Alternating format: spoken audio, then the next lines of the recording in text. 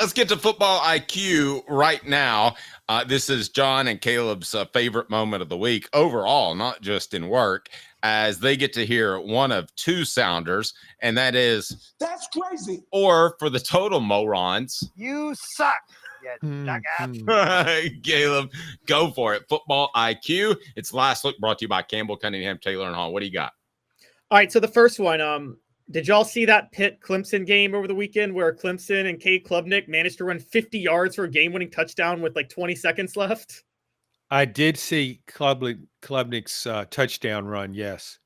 Yeah. I didn't see much of the game overall, no. I'm actually not going to blame Narduzzi for that play because, I don't blame you for blitzing right there. You got to trust your safeties to not take the worst angle in the history of mankind when a quarterback takes off. But I do blame him for earlier in the game, Pitt got down to the 1 yard line, and on 1st and goal from the 1, Narduzzi called a draw from shotgun, a pass play, and then on 3rd down, he decided, let me send somebody in motion to set up another draw play, which resulted in a false start, 5-yard penalty. They kicked the field goal. I'm doing another part of my football IQ now, guys. I'm sick of coaches getting in shotgun when there's less than a yard to go for a first down or a touchdown. That's really stupid, isn't it? Or is it beyond stupid, Dave? You suck. I thought it might be. Yeah. Yes, agreed. Yeah, I'm sick of it. It's driving me crazy. So that's my first one. The next one is another getting in shotgun. We all watched the LSU Florida game over the weekend, didn't we? Yes. And it was a 2-score loss. That loss happened on the first drive. Florida has the worst rush defense, or one of the top worst 3 rush defenses in the SEC. It is 4th and less than a yard to go past midfield. I don't blame Brian Kelly for going for it. He calls a Ford shovel pass on a reverse play to try to get the first down rather than just run it up the middle against Florida. That set the tone for the whole game. That was what, Dave? You suck. Yeah, he did. And that's what a lot of LSU fans were saying. Wait, did we all have him mislabeled? Because our poll question that's up now is how many coaches are smart? All, none, 10%, 90%, 10% running away with it right now. And John, do we have Brian Kelly's intelligence overrated? He's got a great record. He's won wherever he's been. That's what you always say when you. Yeah, he's not doing a great job at LSU. Now, I will say the defensive personnel that LSU has is nothing comparable to what the legendary Coach O and JoJo had back in the day when they had that. JoJo. Yeah, I thought I was cueing you on that one. He looks like he's lost the team.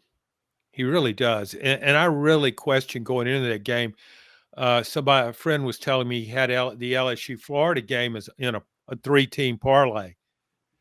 And he was betting on LSU, given I think it was 4 points. I said, I think I'd replace that one because I was really uncertain if LSU had just pretty much folded up its tent after that Alabama game. Parlays are for gambling degenerates and suckers. Speaking of, Caleb, who you got next? For the record, by the way, Coach O had an undefeated season at LSU and Nick Saban never did. Okay, I'm joking. No, you're right, though. Yeah. True. So moving on, Eli Drinkwitz in Missouri, they had a chance to make a case to be in the college football playoff race as a 2-loss team. But late in the game, trailing South Carolina 21-12 on a 4th and less than a yard to go in the red zone, Eli Drinkwitz settled for a field goal. That cost the game. I think in those situations, you have to go for it. Even though they got the field goal to cut it to 21-15, you got to go for the first down and try to score there.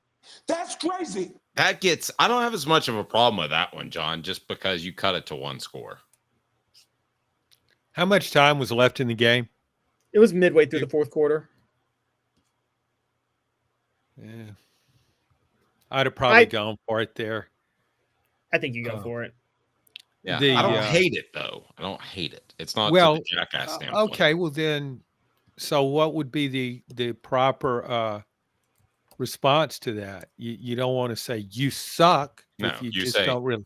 You say. That's crazy. There you go. All right. Even or we could always go with the fallbacks Peyton. They're like, that is total bullshit.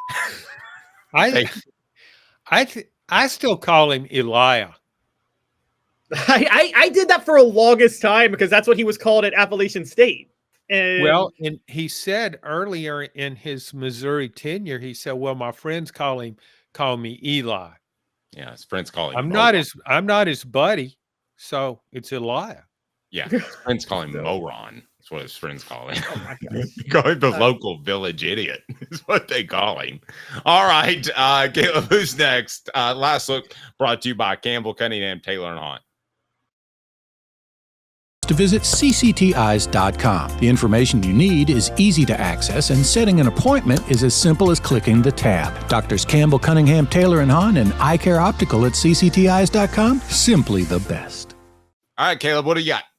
All right, so a couple more. And this is timeout misusage, and y'all know I hate that. But BYU lost to Kansas over the weekend in a bad upset that really puts their playoff hopes in jeopardy because they now have to win the Big 12.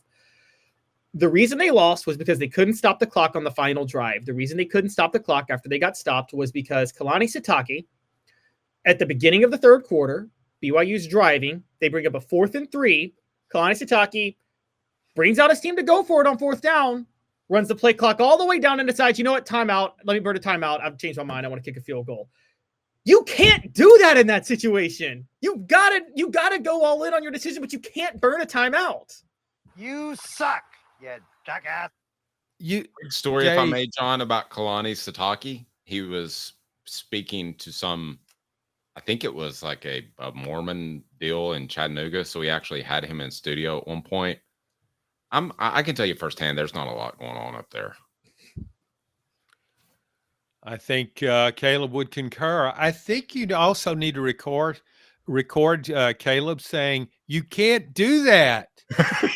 That needs to be one of our options on this test. Okay, I could just cue him up like with a little buzzer. You can't do that. You can't.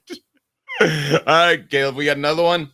Oh yeah, we got another one. We got another brilliant brain to bring up here, but it's a guy named Matt Rule at Nebraska, who I still think is doing a decent job building a program off the field. He's like Brent Pry, does a good job off the field, but when it comes to like using his noggin on the field, just not there. I don't like a guy that adds letters to his name.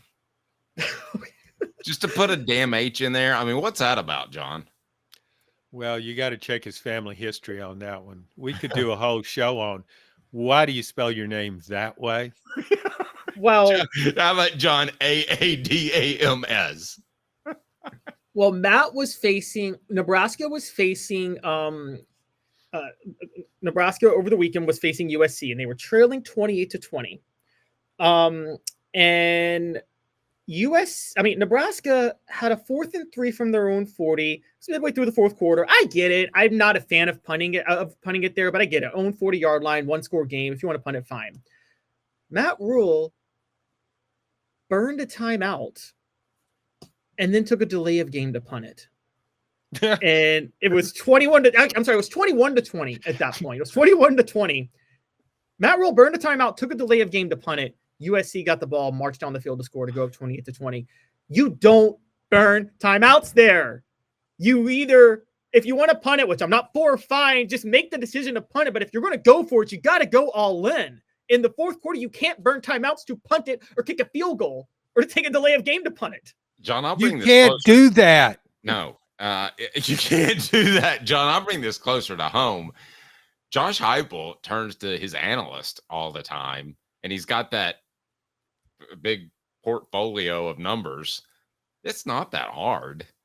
I mean, if you're down 2 touchdowns and there's 2 minutes and 40 seconds left, take a timeout there. Don't wait and take it under 2 minutes because you never know what can happen. You're taking away more game by doing that.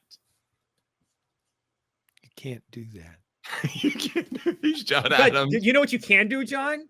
Never forget the genius of Butch Jones. My greatest go-to on special teams timeouts is calling a timeout because you don't have your field goal block team out. and then Florida goes for it and gets the first down.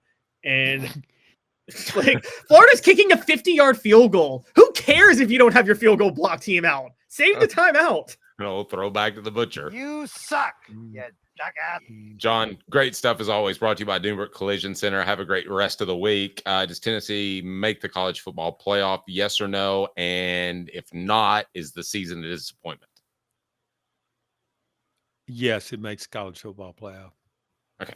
So the Good season stuff. isn't a disappointment.